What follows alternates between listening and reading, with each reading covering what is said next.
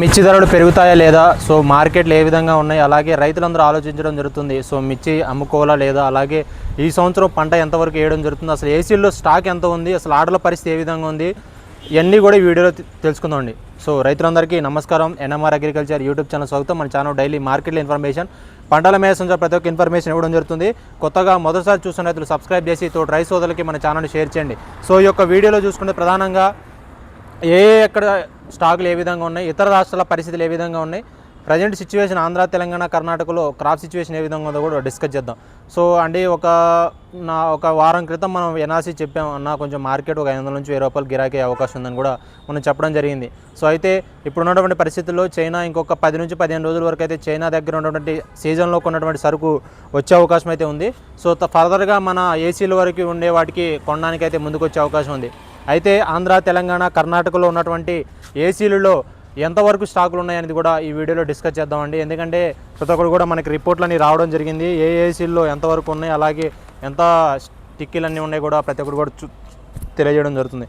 ప్రధానంగా ఆంధ్ర, తెలంగాణ, కర్ణాటకలో ఏసీల్లో ఉన్నటువంటి ఏ విధంగా ఉన్నాయో కూడా డిస్కస్ చేయడం జరుగుతుంది. ప్రధానంగా ఖమ్మంలో వచ్చేసి 18 లక్షల పైచీలకు ఏసీ, అలాగే మనకి బిఎఫ్లు, సిఎఫ్లు ఈ సంవత్సరం క్వాలిటీ కలుపుకొని ఉండడం జరిగింది. అలాగే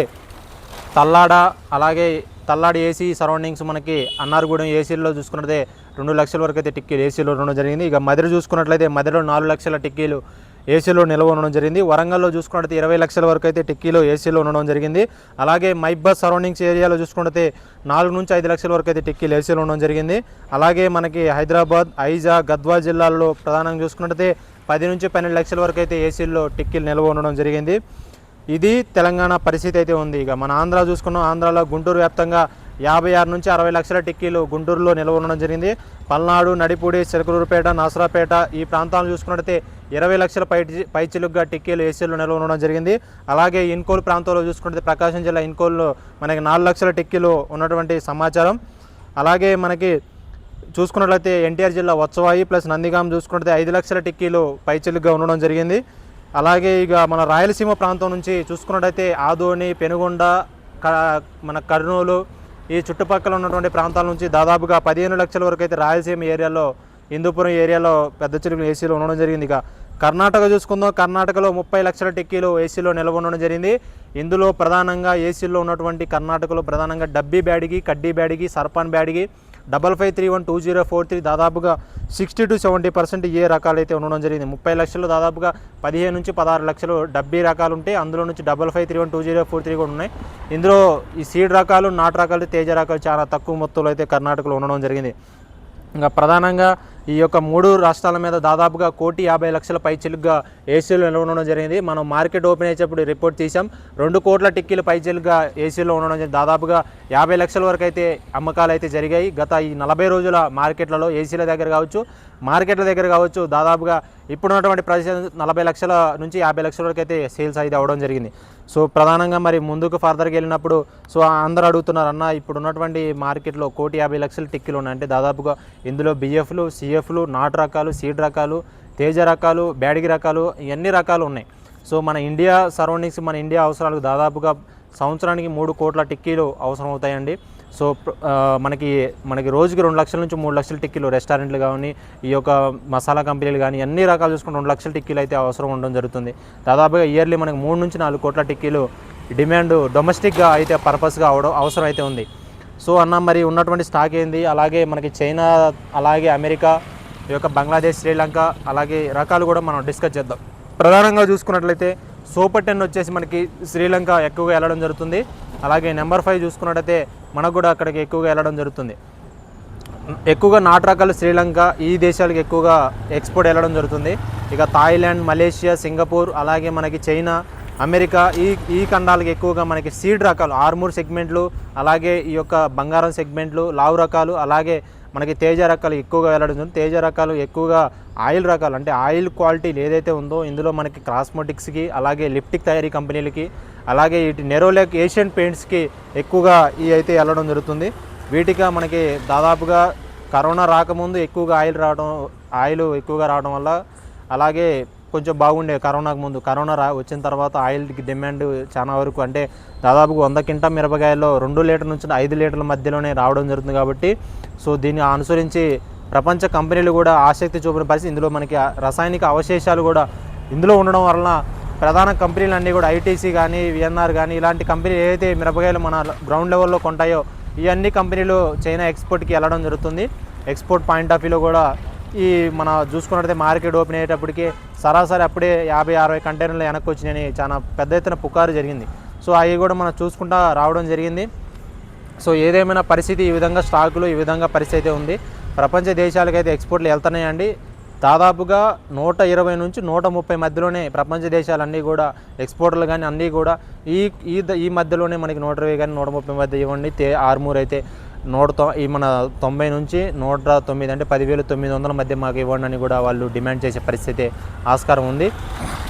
సో ఈ విధంగా అయితే ఉంది పరిస్థితి. అన్న మరి మార్కెట్ పెరుగుతుందా లేదా, అలాగే రేట్లు వస్తాయా లేదా, అసలు మిర్చి అంటే గ్రౌండ్ లెవెల్లో మాత్రం ఇప్పటివరకు అయితే 40 నుంచి 50% అయితే విస్తీర్ణం తగ్గిందండి. ఎందుకంటే ఇప్పుడు దాకా విత్తనాల కంపెనీల దగ్గర నుంచి డేటా తీసుకున్నా, అలాగే విఆర్ఓలు మన తెలంగాణ ఆంధ్ర విఆర్ఓల దగ్గర నుంచి తీసుకున్నా కానీ ఎక్కడా గ్రౌండ్ లెవెల్లో అగ్రికల్చర్ అసిస్టెంట్ ఇవన్నీ తీసుకున్నా కానీ ఎక్కడా కూడా మిర్చి వేసే పరిస్థితి. ఎక్కువగా పత్తి, అలాగే ఇటు మన వరంగల్ జిల్లాలో పసుపు, అలాగే మనకి ప్రకాశం జిల్లాలో పొగాకు సాగు ఎక్కువగా సాగు చేయడం జరుగుతుంది.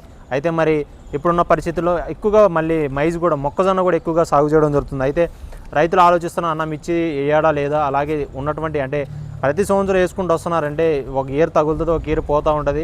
1 ఇయర్ ఇప్పుడు చూసుకున్నట్లయితే 10 ఎకరాలు వేసే రైతులు 3 ఎకరాలు 4 ఎకరాలు వేయడానికి అయితే గ్రౌండ్ లెవెల్లో అయితే ఉంది రైతుల పరిస్థితి అయితే. ఏదంటే మార్కెట్ ఒక 16-17 వేలు పైచిల్లుకి వెళ్తేనే రైతులు మళ్ళీ గ్రౌండ్ లెవెల్లో కల్టివేషన్. ఎందుకంటే మందు కట్టలు, కవుళ్ళు, కూలీల రేట్లు అన్ని రకాల వ్యయం పెరిగిందండి. చూసుకున్నట్లయితే అన్ని ఖర్చులకి ఎకరానికి 1,50,000 నుంచి 2 లక్షల వరకు కవులతో ఇంక్లూడింగ్ కవులతో కంపేర్ చేసుకుంటే 2 లక్షల వరకు అయితే ఖర్చు రావడం జరుగుతుంది. ఈ 2 లక్షల ఖర్చులో మనకి 10 క్వింటాలు 15 క్వింటాలు బొబ్బర్లు, నల్లులు ఇవన్నీ తట్టుకొని, తెగుళ్ళు అన్నీ తట్టుకొని వచ్చి 10-15 క్వింటాలు వస్తే కోసిన వాళ్ళకి సగం పోతానే. ఇందులో రైతుకు మిగిలే పరిస్థితి లేదు కాబట్టి సో మనకి మనం ఎంత కఠినంగా కష్టపడి ఎండకి ఎండి వానకు తడిసి చలికి వణికి ఈ విధంగా కష్టపడినా కానీ రైతుల పరిస్థితి అగమ్య గోచరంగా ఉంది. కాబట్టి రైతులు ఆలోచిస్తున్న పరిస్థితి ప్రజెంట్ గ్రౌండ్ లెవెల్లో ఉంది. అన్న మరి రేట్లు పెరుగుతాయా? సో ప్రధానంగా అయితే మహారాష్ట్ర, మధ్యప్రదేశ్లో కూడా విస్తీర్ణం చాలా వరకు తగ్గుతుంది. అక్కడ కూడా మన యాలకుల సాగు, అలాగే మైజ్ పంటలు, అలాగే ఈ యొక్క ప్యాడీ సాగు కూడా ఎక్కువ వేయడం జరుగుతుంది. పచ్చిమిర్చి సాగు కూడా ఈ సంవత్సరం వేయడం జరుగుతుంది. నేను కూడా ఒకసారి మహారాష్ట్ర, మధ్యప్రదేశ్, నాందేడు, అలాగే నాగ్పూర్ ఏరియాలో మనం కూడా పర్యటించడం జరుగుతుంది. అక్కడ ఉన్నటువంటి డేటా కూడా, ఎందుకంటే నార్లు ఇప్పుడు వాళ్ళు వేస్తున్న పరిస్థితి అయితే ఉంది. ఇంకొక 10 నెక్స్ట్ మంత్లో మనం వెళ్ళడానికి అయితే ప్లాన్ చేసుకుంటున్నామండి. నెక్స్ట్ మంత్ అక్కడ కూడా వెళ్ళి అక్కడ ఉన్న పరిస్థితులు కూడా మీకు వివరించడం జరుగుతుంది.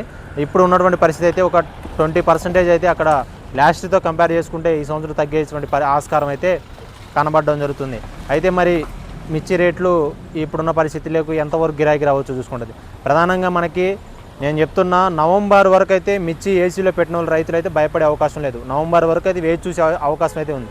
అంటే నవంబర్ వరకు రేట్ వస్తుందా రాదనేది ఇప్పుడు డిస్కస్ చేద్దాం. నవంబర్ వరకు అయితే ఇబ్బంది పడి, ఎందుకంటే కొత్త పంట రావాలన్నా పండించాలన్నా ఇవన్నీ కూడా మళ్ళీ మనకి ఆగస్టు అనే షోయింగ్ స్టార్ట్ అవుతుంది. మళ్ళీ మనకి డిసెంబరు, జనవరి వరకు అయితే కొత్త పంట వచ్చే అవకాశం అయితే ఉంది. అయితే మనకి ప్రధానంగా ఈ యొక్క మహారాష్ట్ర, మధ్యప్రదేశ్ క్వాలిటీలు కూడా వస్తూ ఉంటాయి. అంత డిమాండ్కి, అంత గిరాకీకి, అంత ఘాటుతనం మన ఆంధ్ర, తెలంగాణ మిర్చికి అయితే ఉండదు.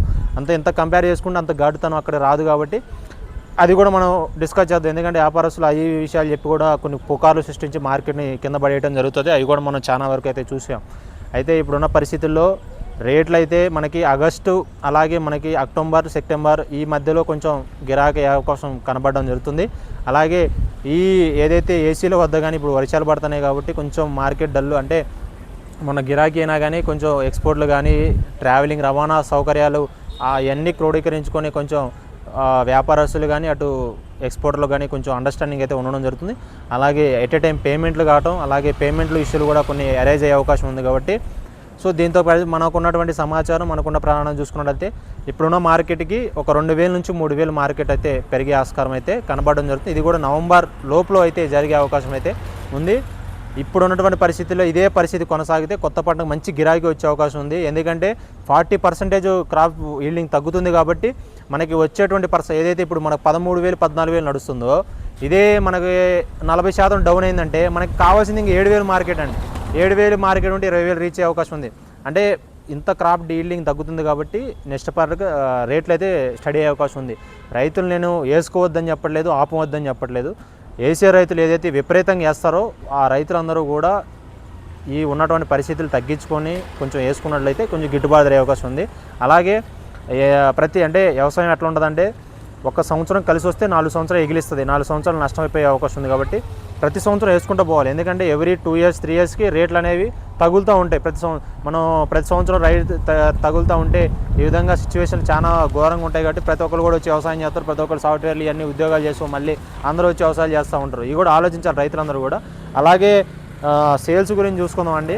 తేజ వచ్చేసి మనకి సిఎఫ్లు వచ్చేసి 9,000 నుంచి బిఎఫ్లు 11,000 ఈ మధ్య సేల్ అయితే ఈ సంవత్సరం క్వాలిటీలు 138, 139, 14,000 వరకు అయితే రాయడం జరుగుతుంది. కొంచెం మంచి ఎక్స్పోర్టర్కి డీలక్స్ ఉంటే మొత్తం 142 వరకు కూడా రాయడం జరుగుతుంది ఏసీల వద్ద.